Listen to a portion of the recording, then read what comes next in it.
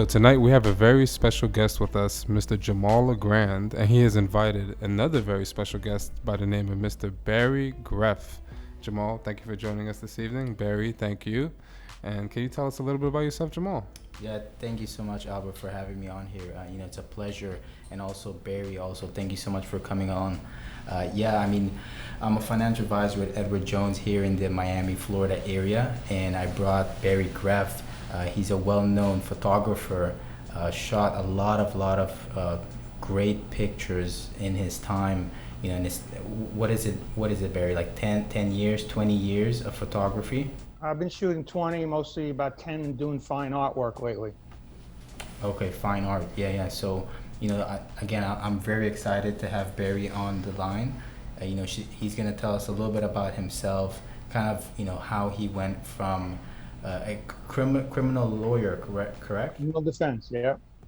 Criminal defense to being now a full-time photographer, right? That's a change. Right. So, I'm very excited to hear a little bit about Barry. So, Barry, how you doing? How's the photography world, especially during this time? Oh, it's great, man. I mean, even though it's a rough time out there, nature always produces, Right. and Mother Nature and I sort of have a pact. She gives me these beautiful scenes, and I just got to capture them to show everybody. Yeah, it keeps up. And I'm living right now in a beautiful place where, the sunsets are amazing. I went out for the storm the other night. I had a pink sky behind 15-foot waves.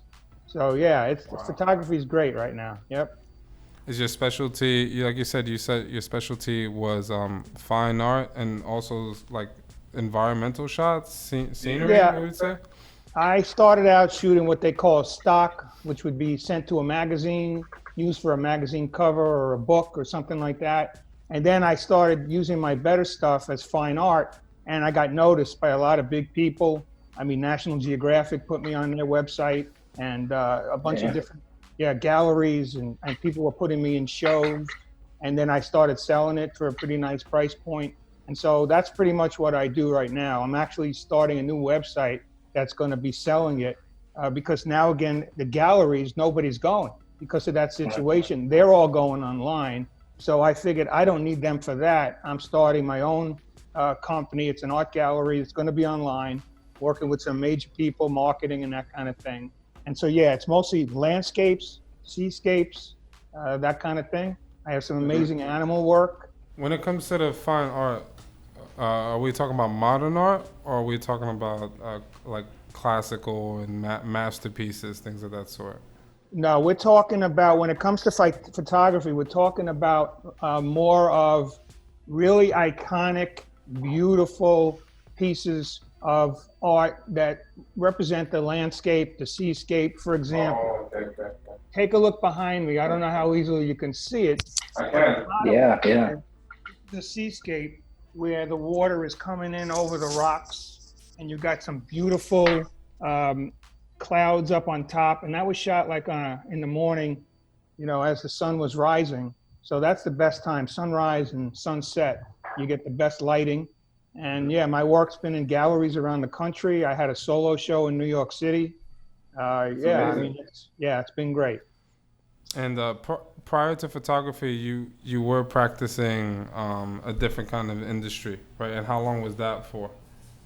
I've been a criminal defense attorney because I'm still active. I mean, technically, I don't do much of it, but because you can imagine which one I enjoy more. Well, I might need to have you on hand in case. You know how often I hear that? I hear that all the time. And Miami is where I did most of my work and still do, get calls from there. But I've been doing that like 35 years, state, federal.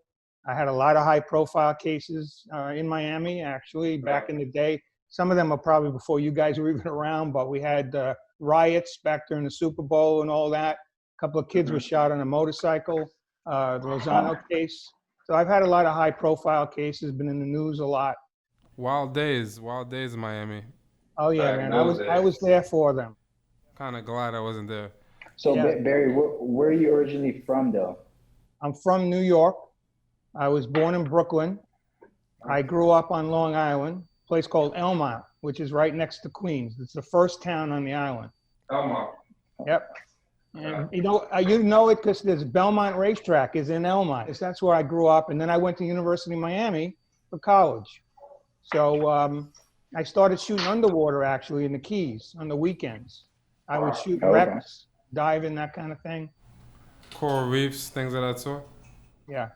Eventually, I went above water and started getting into magazines. Tell you guys, the first time I got a picture in a magazine, that was it for me. I got hooked. I saw it published, and I'm like, whoa, this is really where it's at. And I kept going after that. And I did it part-time while I was working as an attorney. I would bring my cameras with me when I go to a different city, and then I would, after court, I would haul off and I'd go to the closest natural area and shoot there. And so over the years, I've built up a tremendous body of work. I got a lot of images. What's interesting, I think, is that while you were being an attorney, you decided to do this activity on your off time, right? So I'm gonna guess that the photography was what you really enjoyed.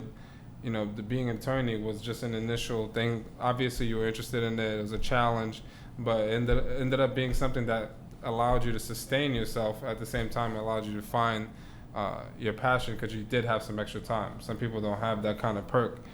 And the way that we operate and what our mission statement is basically, it stems from entrepreneurship. People like Jemal, people like myself, I think everybody in this room, including yourself, definitely including yourself, we all need to kind of create our own traction in our industries in order to, propel ourselves to different echelons over time.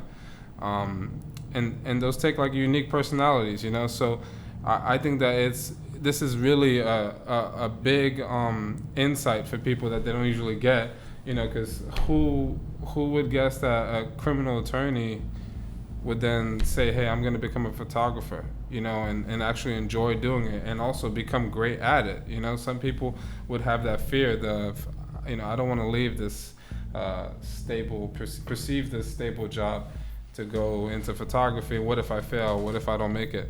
So you kind of defied the odds in that example, and it's actually really unique to come across a story like this. And I'm really grateful that Jemal brought you to our attention, because Jemal is also a unique individual as well. I saw that from the first moment I saw him. And let me ask you a question, Jemal. Based on the kind of people you're meeting in your business and networking and so forth, what are you drawing from them that you think helps you in your process to continue going? That's actually a really good question. And what I've learned in the past, how long I've been doing this, is that, you never know who you're going to meet and what they're going to teach you, right? Because it's incredible. Again, I was always an introverted person, right? And just to be able to go into a room with a lot of people and kind of just say, hey man, how are you? What do you do? What is your background? And that's something that I've never, dealt with or done. And now that I do it on a regular basis, again, I get to know people like from everywhere, basically. A criminal defense lawyer, right? I don't know when I would ever have to meet someone, right. Right. in that field.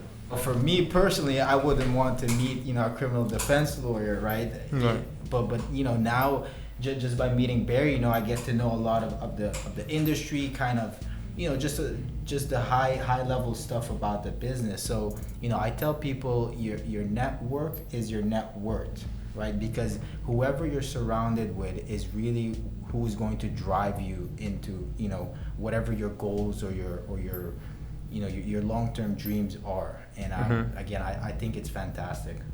Now, what do you think about people because there are a lot of slogans that we hear, a lot of sayings that we hear, and people kind of interpret it in their own way and they run with it.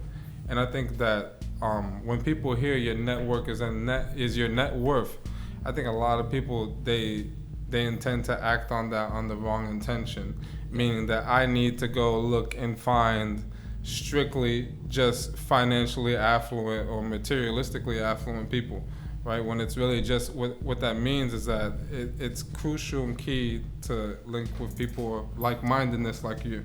You know, whether they have zero or they have $1 million or they're a billionaire, it doesn't matter. It's about forming into that circle of people that's like-minded and it's good energy and it's progressive. And then from there, it just like grows and eventually the right doors will open. Right, You know? and I like that you said that as well, because again, some people do interpret it, the wrong way. But I tell people it's the same way as an athlete, right? I was an athlete my whole life. And What sport did you so do? I did swimming. So I swam for Aruba in multiple countries. It was a great time. You were an Olympian, right? Yeah. Wow. So I represented my country in the 2012 Olympics, and again, a really amazing experience. Hey, man. Right?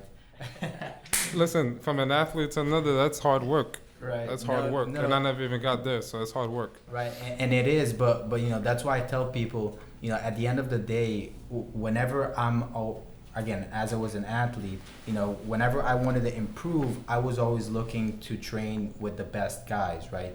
So it's the same thing with your network is your network, right?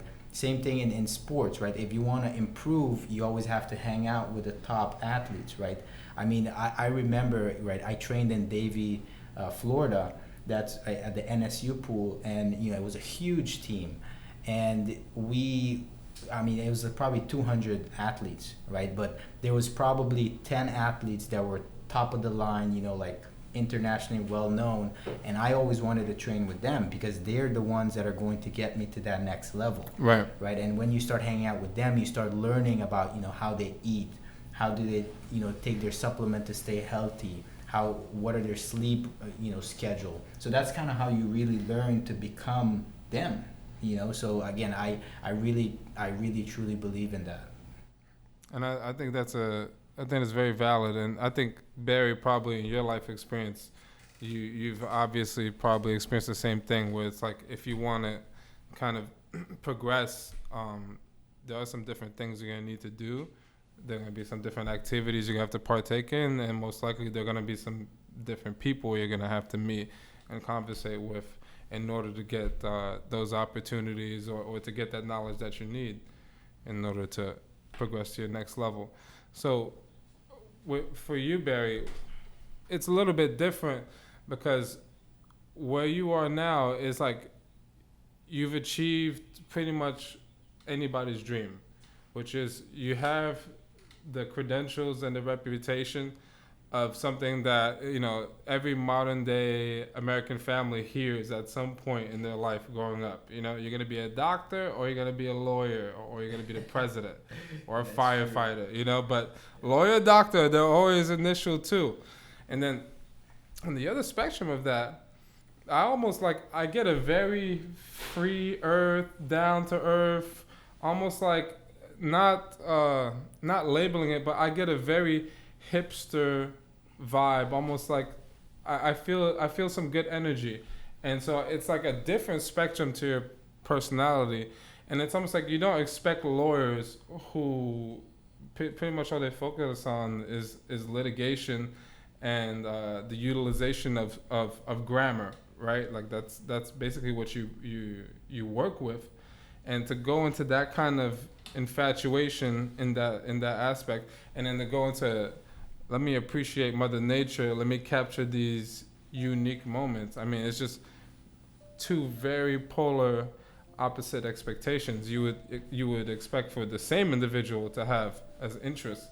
And for us nowadays it's a little bit different because time is moving so fast, at least it feels like it, because we're making leaps and bounds as a society. And I want to know, how different is it now, you think, being a young professional, being aspiring, being driven, being motivated with this overabundance of information at your disposal, as opposed to you having to pretty much pinpoint where you're going to get your information from, the encyclopedia, books, and so forth. And you probably didn't have as much commotion going on when you were in your early to late 20s. So how do you think that was for you, and how does it differ from the young aspiring person if you were to be our age now, today? All right, listen, guys. This world has changed so much in my lifetime. Let's forget about the last 3 months, which I don't think any of us would have ever expected. But let's start before that. When I was your age and even younger, this world, first of all, you're right. There was no social media. We didn't have computers. I mean, I'm not horse and buggy old, but my point is we didn't have a lot of those modern technologies, right? Right.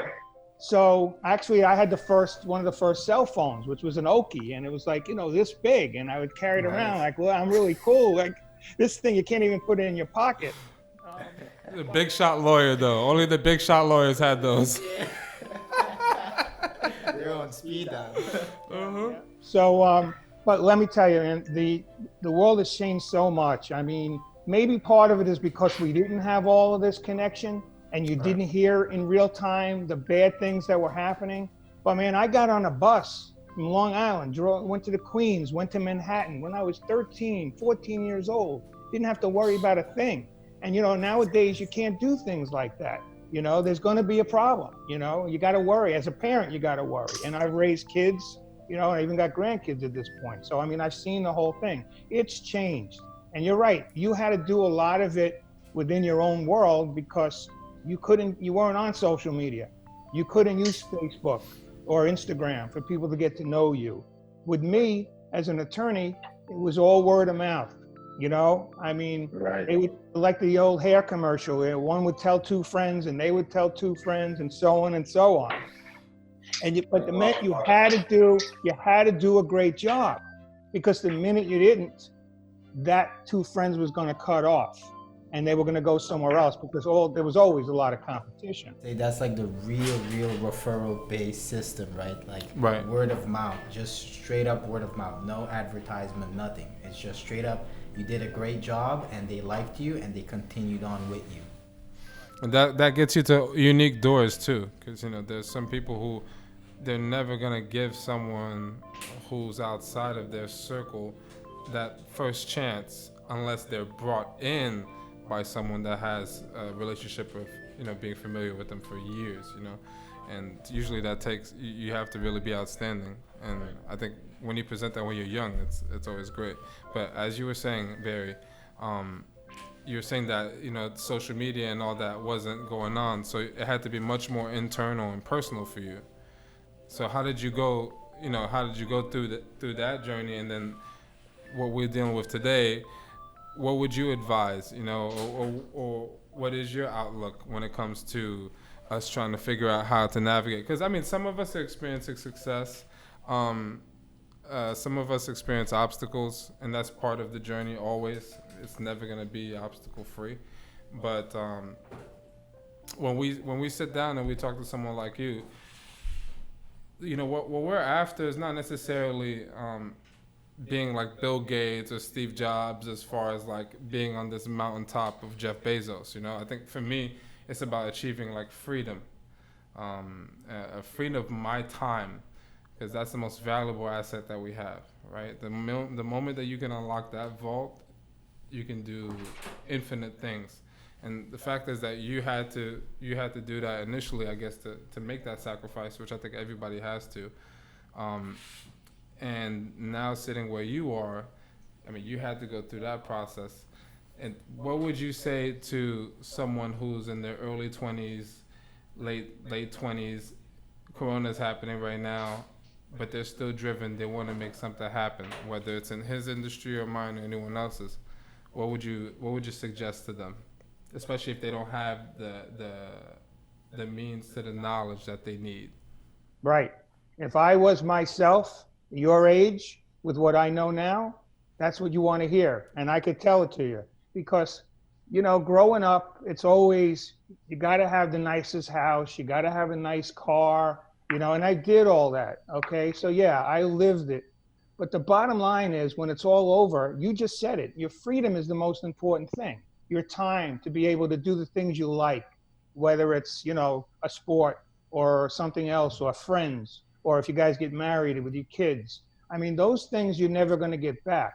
So to be honest with you, when you're young and the world basically is, well, you're not successful unless you got a big, beautiful house or you've got a fancy car, I would say, that's not really where it's at. I mean, yeah, everyone's still going to want it, or a lot of people are going to want it. But let me tell you, now that I've been on the other side of it, yeah, I got some great memories, but I'm thrilled that I don't have this big house anymore and have to worry about a huge mortgage. And every time the lawnmower guy goes off, I got to pay him, and the pool guy, and this guy and that guy. And it's like, oh man, I'm on the other side of that now, and I'm really enjoying it. So, my point is just find a happy medium.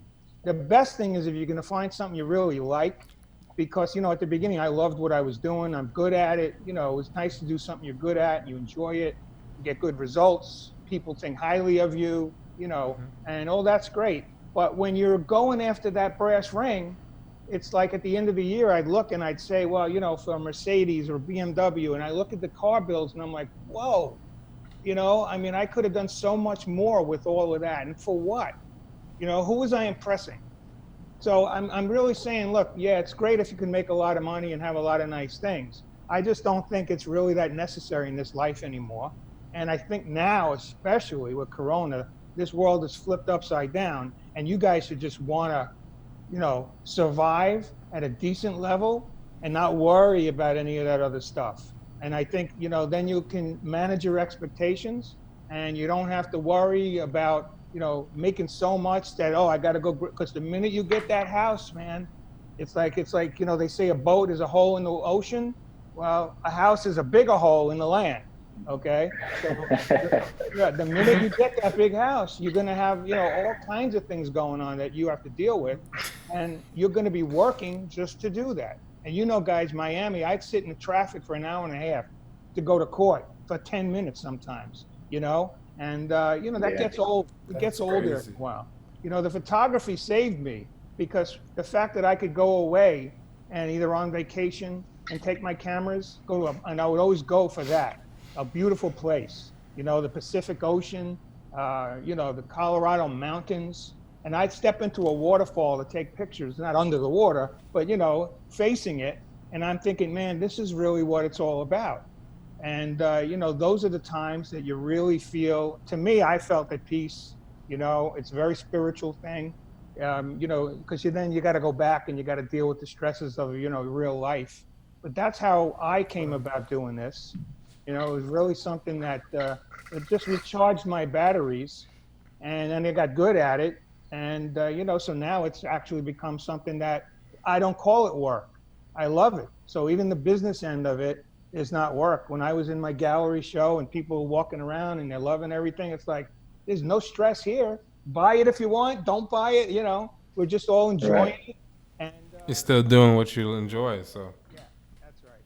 So yeah, it's a different world, and I just suggest you guys, focus on not so much the brass ring, but just being on that merry-go-round steadily. And look, if you can get off it, that's great too. But you guys are both in this world now where, you're going to be, making a living and looking to network. I agree with Jemal. You want good people around you. I don't mean to be pessimistic. That's tough these days. That's why I like him. I immediately thought he was a good guy. I like the drive. You don't go to the Olympics without having some serious drive. You gotta have some drive. Right? Yeah. Right. And that tells me a lot about a person. And, you got to be honest. He's honest with me. I appreciate that, because I'm sorry to say that's a, tough commodity these days also. It's an expensive quality. Yeah, it is. So you got to be honest. You got to work hard. There's no substitute for that. No matter what you do, nobody's going to give it to you. That's for sure. And, these days you're right. This is the way you have to do it. Social media, you have to, because if you don't, you will be left behind because everyone else is doing it. So you just do it and you try to do it as best you can. And then, now think about this. If you're that good person and you're good at what you do, and now you're projected by social media to the masses, well, then you could see where that's a great avenue for success, whatever success might be for you. Right. Right. Something we didn't have back in the day. So what are like the best places that you've traveled at and taken out your best shots from, like the top of the mind that you have right now? Like, which ones are the best places that you've been to? Well, my favorite is the west coast of this country. You know, on this ocean, we have condominiums. On that ocean, they have granite cliffs. And the ocean is really, I mean, the waves are high all the time. It's a little cold. You know, it's not like here, people got to wear wetsuits over there, but this scenery is spectacular. And I've driven the entire west coast from the top of Mexico, which is like San Diego, all the way north to California, which is a big state, Oregon, Washington State, and then even up to the top, which is Washington, and then you have to take a ferry to get to part like the San Juan Islands. Did you go through the California redwoods? What's that? Did you go through the redwoods? Oh yeah, of course. Yeah. Redwoods. I mean, I've seen a waterfall into the ocean. I mean, I've done some crazy things. I mentioned to Jemal. I mean, we've been to Grand Canyon. I've river rafted in the Grand Canyon. I've been in a lot of helicopters because some of the students want to see. Yeah, I mean, I've been Living life. Yeah, I've been 800 feet under the ocean in a diving bell. And now I didn't get any pictures, but it was a great experience. Well, I'll take that over the Mariana Trench any day. Yeah, right. I've been on Daytona in one of those race cars for about 185 miles an hour. I mean, I'd like to do things at least once that are exciting and, maybe picturesque. Like I'm the guy that's, those when they're flying behind a boat, I'm the one with the camera in my hand. Everybody else is enjoying it. I got my camera with me to get that unique angle with my feet in the picture, Yeah.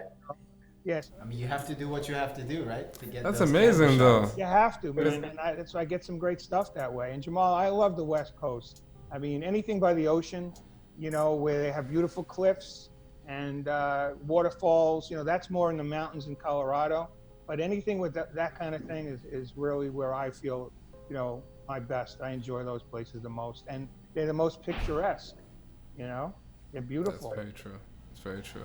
I've been actually wanting to go to Jackson Hole, Wyoming for a while now. And I think I'm going to make that trip very, very soon, just for 2 days, just to plug in, feel that energy, have that serenity, and then come back. Because the scenery there is just magnificent, Beautiful. And that's one thing you should do, guys. One thing I don't have any regrets, because that was my thing. That's what I did. I traveled. And traveling is something that, you can't, there's nothing you can do to substitute for traveling and seeing whether it's this country or the world, because, you can see it in a magazine, but it's not the same as being there. Just like, you can see a dolphin at Seaquarium, but I've dove with dolphins. I've grabbed onto them when it was allowed at the time, or you paid to do it. But I mean, you grab on, you take a ride. There's nothing to substitute for seeing a wild animal in the wild or seeing these sceneries. I can vouch for that, for sure. I saw J-Lo in real life, and she looks nothing like the magazine. She's way better in real life. I'm sure. I'm serious. She looks way better.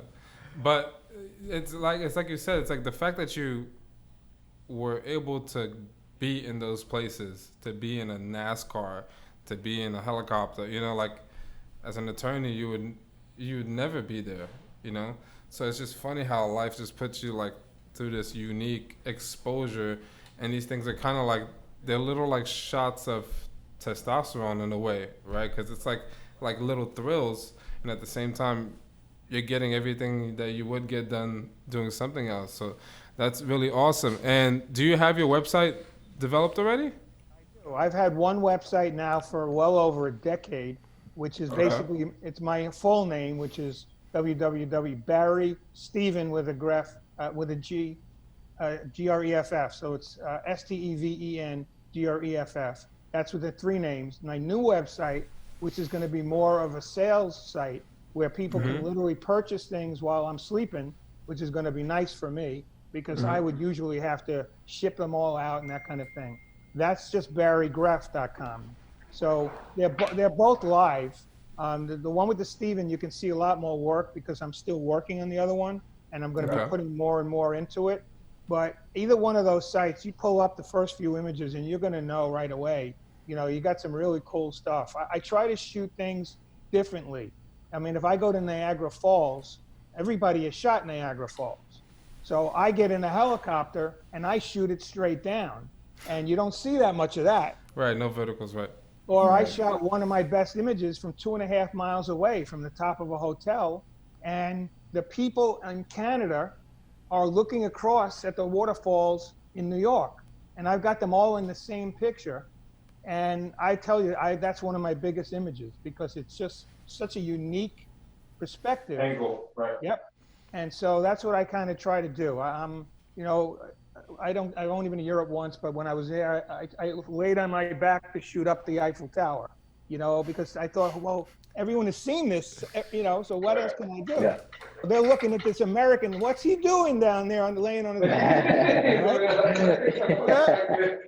Right, but I got the shot, and that's what counts, you know? You mentioned that you were on Nat Geo, right? So what was that picture and where did you take that one? Okay, a lot of my images, I shoot, like I said, the landscapes, cityscapes, seascapes, but I also love shooting animals. And what I do with the animals is I do shoot them in the wild, but as you can imagine, if I'm chasing a bear or or a wolf, and I'm not chasing them, but In the car, I hope, not on foot. yeah, actually I have on foot. I've been in the woods with some bears and wolves. Wolves don't bother you, but the bears, you got to stay back a little bit. Yeah. But for me, I like shooting these animals really super close up. So I use one of those white lenses that you see like in the NFL, and I'll shoot in some kind of captivity for those images. So if you see those images, and I think I've sent you some, but you're going to see they're really super close up right in the face of the animal, and they look sort of like human expressions. And again, these images have been, one of them was Nat Geo picked it up. It was a flamingo that I actually shot here in West Palm Beach, and they put it on their site. It's been in books, it's been in magazines, it's been a lot of galleries. And so, those are my two, and then I have a third area, which is kind of unusual, but while I'm traveling, I go to aquariums. And you know how you've seen the jellyfish tanks? I figured out a way. I was in Monterey Bay, California, and I saw this gorgeous display of jellyfish. It was like floor to ceiling. And I thought to myself, that's artwork in itself. So I figured out a way to shoot those jellyfish through glass. And you got to see them to understand what it's so beautiful that the foremost expert, Nat Geo, in the whole world on jellyfish said they're magnificent. And that's my third or fourth section that I like to shoot. So you got the landscape, cityscapes, seascapes, you got the animals, and you got the jellyfish. And, that's pretty much what I love to shoot. And I just keep building on those bodies of work. Because that's what I enjoy. And people say, you don't shoot people. And I say, no, because my subjects don't talk back to me.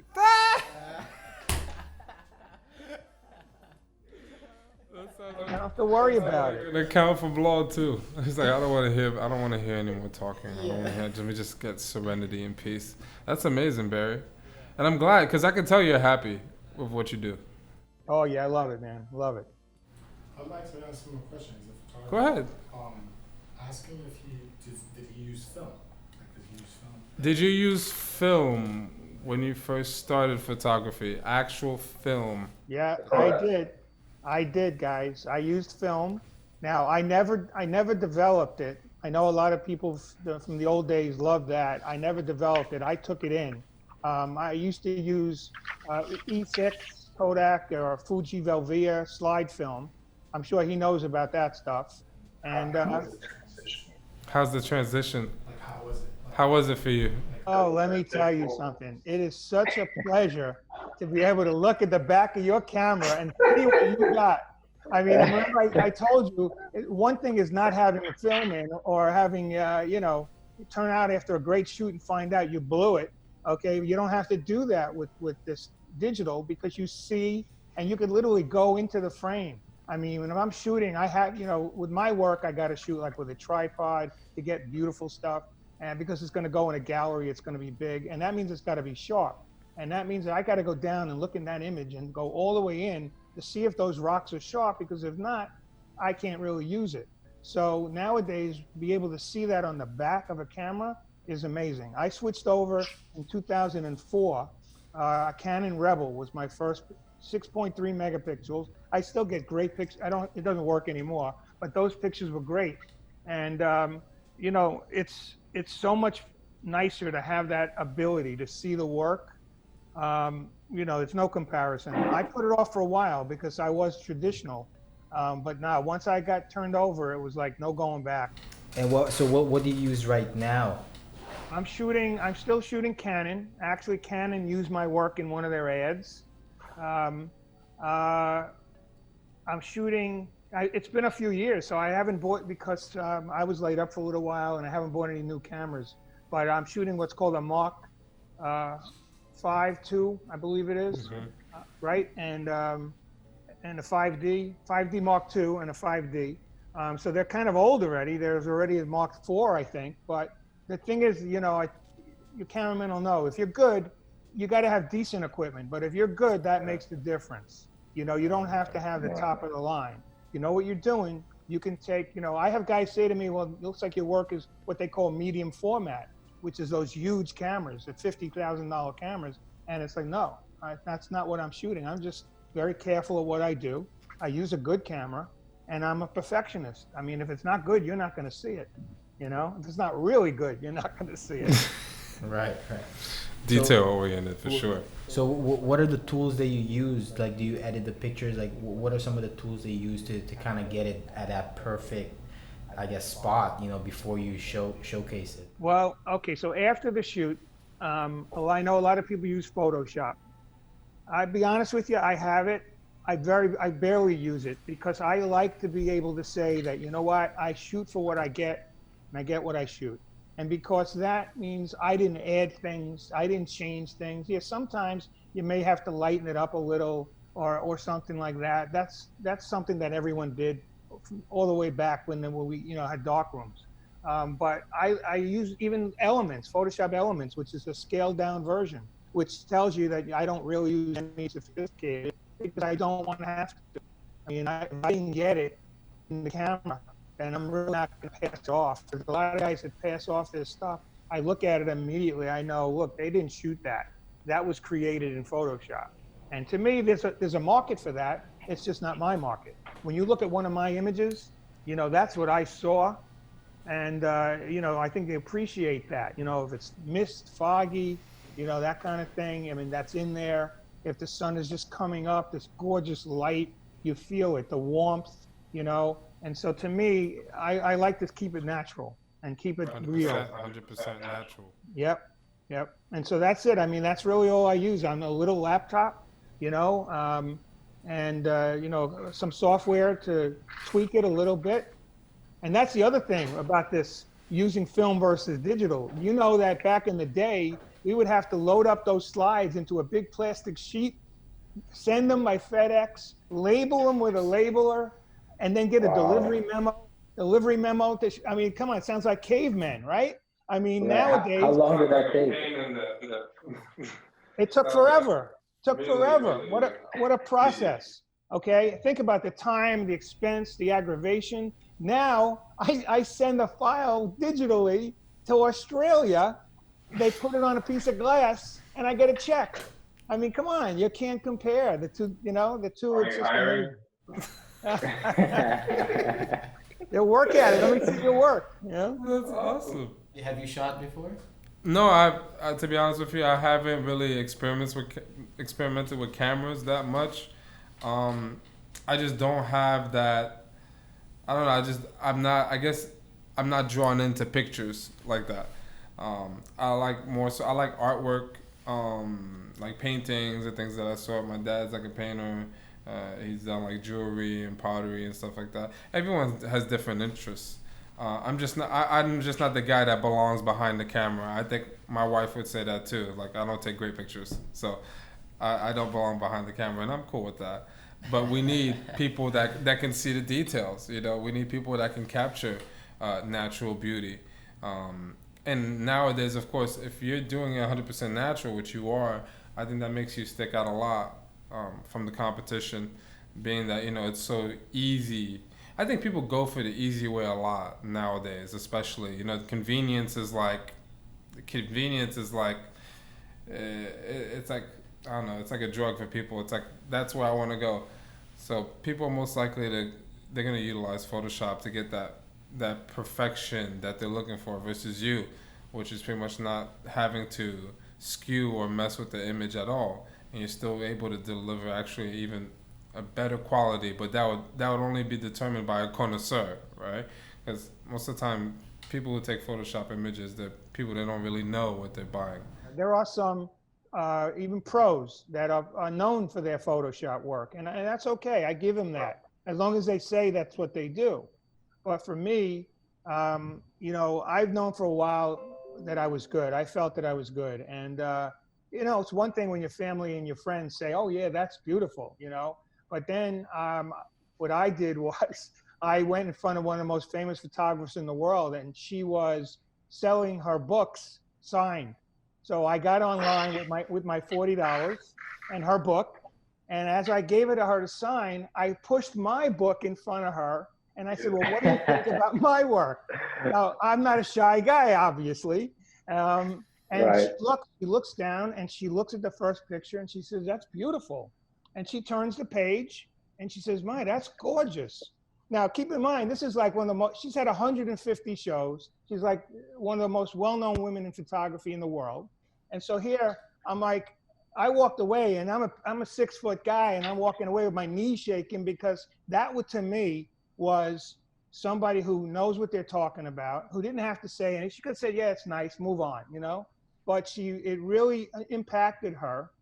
And, to me, that told me that I was on the right track, that I knew what I was doing. And so after that, I started doing it routinely. And now I got a whole bunch of those folks that I, have talked to. Or, yeah, I mean, they're fans of mine. They're fans, And That's it's great to awesome. have fans that are bigger than you are, because that's really how you just grow. And I just keep doing it. And, every once in a while, I'll show my work to some super big people. And, I always get the same reaction. It's very emotional, which is great. I know you say you don't feel that way about photography. I get it. But when you get a chance later, take a look at some of my work. And I think you'll see, a lot of it is very emotional. I don't shoot the standard landscape. I look to get a feeling out of it, tell a story sometimes, something different than what you've seen usually. And, that's the goal here with this new website is I'm going to start getting into things like this, which is a canvas, which I didn't do before. I used to do framed fine art, like in a museum or in a gallery. But now we're expanding because if you go to any fancy gallery, you're going to see acrylic or you're going to see metal. Right. On metal, a great photograph looks amazing. And so, yeah, I mean, imagine having something gorgeous that you can put up in your house or in your office. My website, you're going to not only be able to put it up on a virtual wall to see, go from an office to a bedroom to a living room. They have virtual reality. So you hold your phone up to the wall and you can see my picture on your wall to see if it looks good in your room. That makes it convenient. That makes it very convenient. I have to see that. Yeah. Yep, it's on the new website. You'll see it. Yep. And so, like you were talking about, you guys, you got to, it's like, I don't know if you have played basketball, but you got to pivot right now. All right. There's no way. That Definitely. the defender coronavirus is in your way and you're not going to stop. You're going to pivot to the right and you're going to go for the hoop. And I mean, that's it. And right now you guys got it right because digital is the main pivot. This is where you got to be. First of all, most people are home, or a lot of them are home when they weren't before. Okay. And no matter what, even when this is over, people are going to realize, well, you know what? That was actually easier to go on Zoom rather than fly on a plane to go meet with people in St. Louis. So I really think that nowadays, it's always been the future, but I think now it's going to even be more of the future. So I think you're placing yourself in a great place, where that's your crux of your business. And, you want to push people out there online or virtually, digitally. And because I think there's going to be a tremendous market for it. I think there is already. Yeah, I mean, again, even Twitter, right? Twitter, all employees now can work from home. No one is going to be going into the offices anymore. So you absolutely see these big companies now just pivoting completely to just online, or just work from home. So I can absolutely see, Zoom and all of these type of seminars, podcasts, all of these online content, exploding because we literally just cramped probably 5 years worth of technology updates in like 4 months or something like that. Like it's crazy. You know I'd how agree much with you. development went into 100%. to Zoom and all these other companies in the past couple months. And yeah, it's a natural progression about what's going on right now. We have to communicate, right? That's what we do, okay? But we're stopped from doing it in real time, or at least in person. Like I got stuff in a gallery, guys, but you know, when I delivered the piece, they made me stop at the door first. Everyone had to put their masks on. I got to come in. We're the only ones in there. And they get, what am I doing in a gallery anymore? Because people are not coming. Yeah. They're not going to see the work. And then you know, I was working on this saying, you know, this I understand. This is going to get out in front of a lot of people. And plus, the component to this website, I'm working with a company that's got a very robust marketing playbook. And so, you know, I'm going to be doing some of these like live Facebooks and things like that, stuff I never would have done before. But, you know, clearly I can talk. So, you know, I'll show some of my pictures and talk about it. I've already got a nice, you know, obviously a nice following in social media from the years I've been doing it. What is your social media account so people could know it when they do tune in? Everything's under my name, which is Barry, Barry, Greff, Greff. Or sometimes the middle name Steven is in there. But if you Google me, it's funny. You'll find a couple of pages of me as an attorney because I've had some high-profile cases. I have. I mean, I've been in New York Times. I've been in Sun Sentinel, the Herald. I've been on AP. You know, a couple years ago, I had a case that blew up all over the country. But I'm in 25, 30 pages for my photography, and my images are all over the place. And the galleries I've been in. So it's funny because I did that for 35 years and I got 2 pages, and I've actually been in, you know, some serious situations, but good situations. And now in the last, you know, few years that I'm doing this, social media picked up on the photography and I'm all over the place. If you put my name in, you can't help but seeing a lot of my images. I mean, I found my work in China. Yeah. The Chinese market, man. I found some of my black, and I had to translate it because I didn't know what they were saying about it. But yeah, I've seen it. And so it's interesting. I mean, social media makes the world so small. And, you know, if you do it right, you know, it's great for any kind of business. There's no business that can't benefit from it being done properly. And networking, of course, is the other aspect, which you guys are doing. And that's so important as well. Now, Barry, I don't want to put you on the spot, but you know, what were one of your, or I guess one of your main cases that you had that were like you know, one of the bigger ones that people might know of or people have heard of? Obviously, high level. Again, I've been doing it for a long time, so some of them are older and you guys are a bit younger. But we had the Super Bowl here back many years ago, and a police officer by the name of Lozano, he shot 2 kids on a motorcycle as they were coming at him, and he killed one, and then the other passed away later. Now the guy on the bike was my client, and so it became a national sensation because obviously that was before all of this. You know, it's funny. I mean, the brutality has been going on so long. I don't want to get political. I mean, that's not what I'm talking about. Trust me, I understand. But it's unique to also hear it from the point Right. of view. But my point is that case was huge. And so I've had that one. And then my last one, 2016, if you Google my name and $108 million tax fraud, that was my client in that case. So, you know, I've had a lot of profile. I had public enemy number 1. It's not just a TV term. It's the real thing. And the FBI keeps a most wanted list. And there was a guy back when I was just still working for someone, and he was the most wanted man in America at the time. And I worked for another guy, and we had to do something because we didn't want him to get killed on his way in. So we told him we were going to surrender him at the office. And I looked out the window, and I see 1,000 police cars. While my associate walked him into the FBI. They didn't even know he was coming. But this way, we did it without any fanfare. And that was a big case.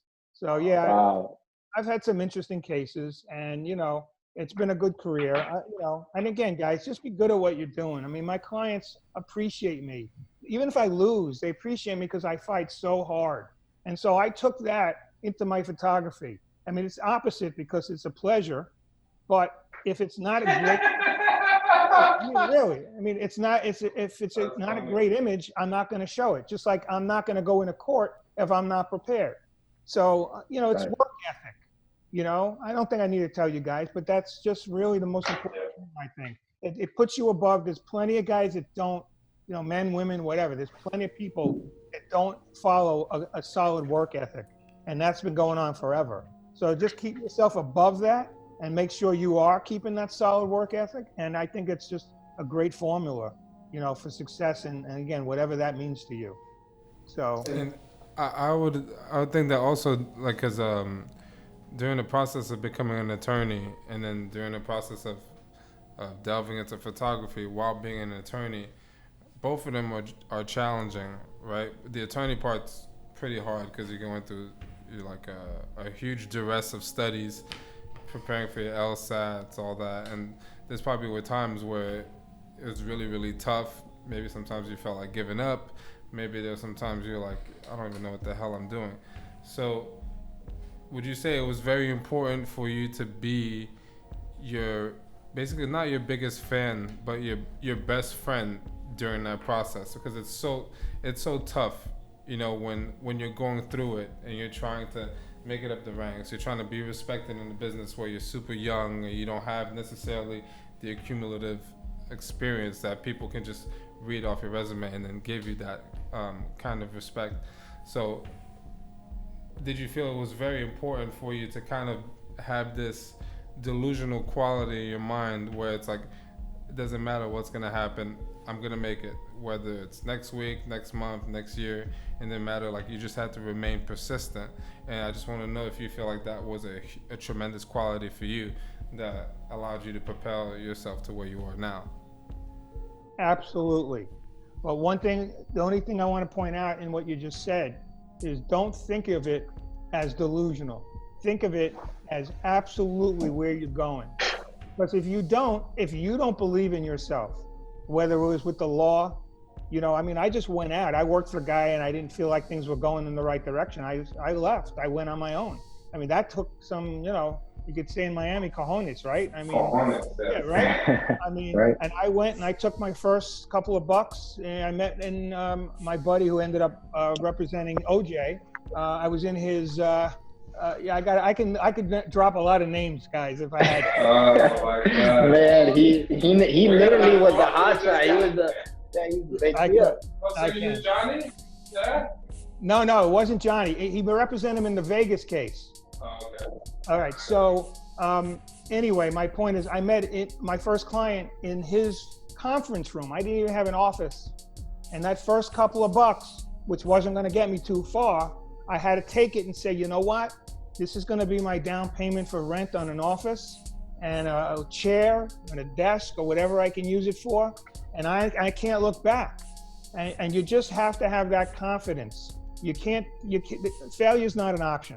You can't worry about it. As hard as it is, and we get down, we're normal. It's an average thing to happen, but especially when you're starting out, you have to be positive on yourself. Like you said, you got to be your best friend, your best friend, your personal fan, whatever you want to call it. You got to believe in yourself. You don't have to be cocky. You don't have to be arrogant. You don't have to be narcissistic. You just have to be confident. And like I said from the beginning, you can't think it's going to just happen. Guys, you know how I became a really great lawyer? I worked really hard at it. You know what I mean? The night before would be studying those cases to figure out any possibility of the judge would throw at me or the prosecutor. And then friends of mine, who will go unnamed, would reach out to me and say, well, Barry, we know you're going to run the show tomorrow. So if you don't mind, we're just going to let you do your thing. And I'm like, well, okay, I'm going to do it. Okay, because that's who I am. But not everybody does things the same way. And so for me, that was always the way to do it. And that was the way I was able to excel at that. And then with the photography too. Like I said, they don't put you in a magazine right away unless it's great quality. And it's funny, all I did was send in a couple of images for a photo contest, okay? Not only did I get placed in the contest, they used one of my pictures for a full page ad. I almost fell off my chair. I thought, wow, this is unbelievable. He got more than he was asking for. Did. And so, that's the kind of thing where I said, okay, well, I'm going to keep pushing for that. And I'm going to go for that cover next. And then when I went to the Center for Fine Art Photography in Colorado, I thought, this is really cool. I'm going to get in here one day. Not too long, but I'm going to get in. I've been there 6 times now. I've had 6 different shows. So that was because I believed in myself, that I knew I was going to do whatever I had to do to get there. And then once I was there, I kept pushing the envelope and say, well, let me get in one more time and one more time. And so now it's been 6 different times. And so, all that stuff's great for the resume. And when someone wants to look at a picture and, it's a little expensive or whatever, well, look where I've been. I've been on the wall with Ansel Adams, Wow. I mean, I've been with these huge names in the same galleries with them. And so, that stuff, it's good. It's very good work, good quality. And, it doesn't come easy. It's all a lot of work, and it's all about work ethic. If you're going to over-deliver, instead of over-delivering on verbiage and conversation, you think that you should just over-deliver on the work ethic? I think if you do that, if you over-deliver on the work ethic, the rest is going to fall in place. Because if I'm out there and I'm thinking to myself, look, I don't like setting up a tripod. That's no fun. I'd rather go walking around in the waves and, stalking that moose over there, But if I do that, I know I'm only going to be able to show it on the computer or on my phone. I'm never going to be able to blow it up and show it in a gallery. So, you take it for what it's worth. But if I take that thing out of my pack and I set it all up and I get set and I do whatever I have to do and I make sure it's not shaking and I watch for the light and I watch for what I'm looking at, the composition, and I do all that hard work, man, I can deliver an amazing image. And it's so worth it, because I can't tell you how many times I left that scene when I didn't pull out that thing and didn't put that time in, and those rocks are blurry. And, there's a bird peeking at me where he shouldn't be. And it's just doesn't work. And so, the bottom line is, I'm telling you, the work ethic is definitely the most important, because you're working at being as good as you can be. And so if you're working at it, eventually it's going to happen. So it's worth it. This guy's amazing. Man, I mean, so incredible history, Barry. I mean, geez, you've done it all. I mean, like we said earlier, right? You literally went from being an attorney to literally a photographer. So I mean, incredible journey. Very, very inspiring to be able to see somebody he has do me that. Wanting to go to work right now. No, we're gonna work right now, right after this. All right. But the thing is, like I said, it's just about people being able to have this exposure and see that this is possible. I think that's like the biggest thing, because some people don't even know that you exist. Some people do. They know who your photography is. They may not know the man behind the photography, the story behind how that guy came to be a photographer, where he started off as a criminal attorney.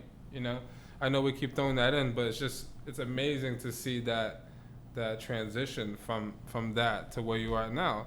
And like I said, you seem ecstatic, you seem really happy, your energy is up there, your morale is up there, you look like you're ready to shoot right now if we need you.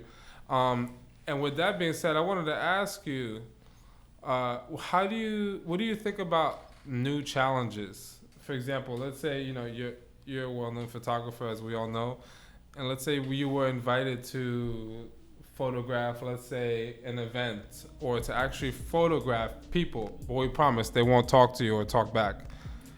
How do you think that would turn out? I can tell you 2 things. I can tell you why I can do it, and I can tell you that I have done it. The reason I can tell you why I can do it is because think of what I did for a living. Every case that was handed to me was not only different, but was worse than the one before.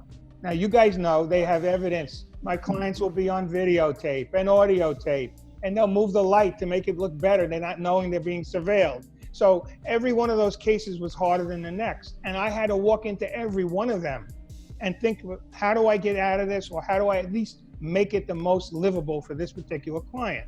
And so I was trained in that way to take a tough situation and make it better. To switch into photography, to give you an example. In my past relationship, one of my stepchildren, they didn't have the situation to have themselves a wedding photographer. Well, so that was my gift.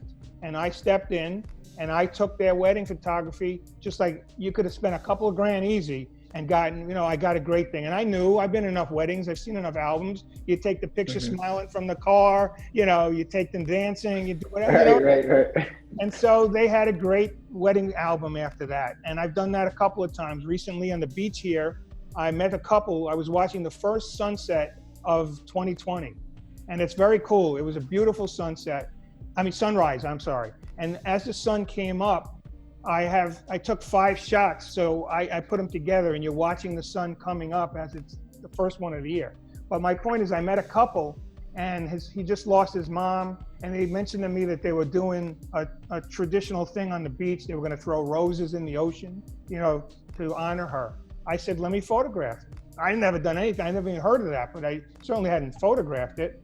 And so I came out and the lighting was beautiful. And I took the pictures and I got them throwing the roses in the air and, they're all splashing around.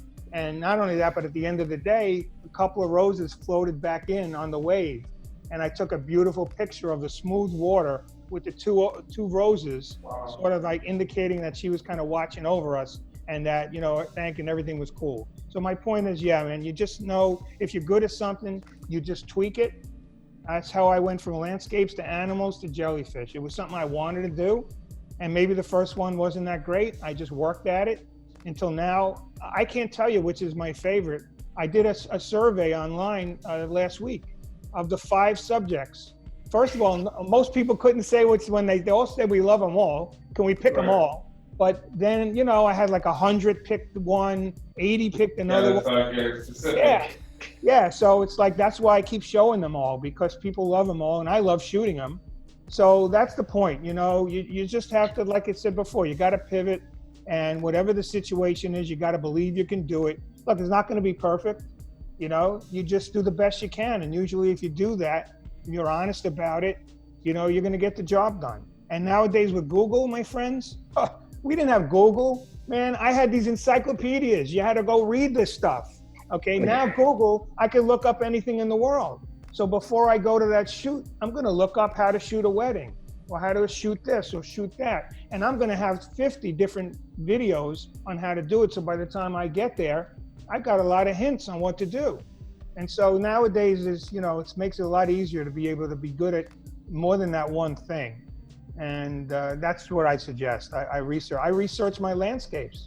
I buy a book on where all the waterfalls are. I don't just find them. I mean, the books will tell you, and I'll follow it. And I get some amazing pictures because of a waterfall that I would never have known was there. But you're a student of your craft. Yeah. You have to always remain, right. Always will be. Look, guys, you're never too smart. You know what I mean? Yeah. And anybody that tells you that they're too smart, they're not. You keep learning. Keep learning, keep living, and you can only keep getting better, So we would love to invite you to our networking event that we're going to be having. Supposed to be in a couple of months. Depends on if COVID is going to actually loosen its grip and let us live. We'll have to determine that. Some of the things that you said this evening, they have served as small little affirmations, just like that moment when you were like, how do I find out if I'm really good? All right, let me go to the best and let me just show her my work. And if she would have said horrible, it would have been just as constructive, obviously not as pleasant to walk away from, but at least you would have known, right, that's where I am, So, and I appreciate you being so sincere, Barry, and being so transparent, being so patient as well, because we value your time very much. And I really want to say thank you for having the balls to do what you wanted to do. And it shows. And you got to be pretty intelligent, you got to be pretty driven, and you got to be pretty self-sufficient to do that. So I congratulate you, and I tip my hat to you on that. And it's been a pleasure having you on our show this evening. Well, thank you, guys. I really enjoyed it. You seem like really good guys. Look, Jemal, I already know, is a really good guy. I can tell in one night. One last question. Yeah, and you have sure. a question? One last. What's his favorite lens? My favorite lens. I I want them to know that I only use 2 lenses. Okay, they're both Canons, and they're both L, which the L lens is the professional. It's got a red ring around them. I only use 2. And the first one goes, I believe it's 24 to 105. And then the other one goes from 200 to 400. So as he knows, what that means is I have the capability of shooting from 24 all the way to 400, which basically means I can shoot a wide angle all the way up to something far away. And if you have a good lens and you know what you're doing and you make sure that it's stable, I can have a person in that image, a tiny little speck, if I want to show a big landscape or seascape. But if you go look at that tiny little person in the corner, I mean, obviously he's not really a tiny person, but in the picture he's tiny, but you can literally see him, whether he's on his phone or he's had That's fantastic. Wow. It's amazing. I mean, because that's the one thing that the digital quality is so good. And so those 2 lenses, to me, I have all that coverage. And although I might use an extender, which doubles the 400 to an 800, it loses a little bit of quality. I'll use it for a sunrise or sunset to get really close up. But those 2 lenses, I'm telling you, it's all I use. And even when I drop them and break them, I just get them fixed because there's a lot of damage in there. If you're in a river, or if it's windy, I mean, I have lost a couple lenses to the river and, that kind of thing. But I always just go ahead and get them fixed or get another one like that. And I haven't actually lost them. I've just broken a couple. So I fix them up here locally, and they just work great, those 2. And yeah, someday I might get better, newer equipment. But you know what they say, if it ain't broken, don't fix it, right? So right now, the stuff comes out great. People love it. I get no complaints. I haven't ever had an image sent back to me, ever, and, that means it's working. And I'm just going to stay with them while they still click and just keep trying, man. I love it. I'm passionate about it. I think you could tell that. I could tell it. Yeah. And it's infectious. It's infectious. How's this? I'm going to promise you that you're going to at least really like my work. You may even love it, even though you're not a photography guy. And then you can tell me honestly, I'm a big boy. You tell me if I'm not right. Once you've really looked at it, all the different subjects, and then we'll talk in a week or 2 whenever you want, and you tell me if I was wrong, because I have that much confidence. It's not about being cocky, I swear. It's more about I know what it is. I create my own work. I mean, I worked hard to get it that way. Wasn't given to me. And so I'm proud of it. And and it doesn't hurt to have a lot of big people tell you it's great as well. I have a whole bunch of quotes on my website from very famous people who, have wondrous things to say. But it's really you, the person looking at the image, who has to really love it. And that's what it's about. If I sell you an image for your wall, you got to look at that every day. It's got to be beautiful, or else, why? Just by him talking like that, you already know the guy's good. And I get that. I get that. That's over time. That's over repetition after repetition, and then that confidence grows, where it's almost like you get to a point where it's like whether you're going to do business with someone or you're not, meaning like it's going to transact or not, it's still a great pleasure, right? Because it's still just another rep of you doing what you're doing. So okay, it doesn't produce, you got that experience, you're getting better, you get more familiarity. Basically everything is cream. Everything is great, whether the sale happens or it doesn't happen, because you're still doing what you love. And I look forward to seeing those images. I'm actually excited to see them. Yeah. We'll see them right after this. Good. I'm glad. No, it's great talking to you guys. I'm very impressed. You're really going in the right direction. Keep it up. And you got it. You're in Miami. Miami is like the network. So yeah, you definitely want to keep that going for sure. Thank you, Mr. Greff. My daughter's calling me. If I have my 2 kids. That's the most important thing right there. Don't ever forget that. That's the most important. Hey guys, I'm on podcast. Say hi. Say hi to Mr. Greff. Hey there. Say hi, Mr. Greff. Show them my animals. The kids. They're gonna go nuts. They love the I'm animals. gonna need you to autograph them for me. No problem. No problem. Mr. Greff, it's been a pleasure. Jamal, it's been a pleasure. Thank you so much for being here. And he's part of our team. We're very excited. Thank you, guys. My pleasure. Thank you for joining us on Miami Unlocked this evening. Everyone, have a great evening. Thank you so much. Night.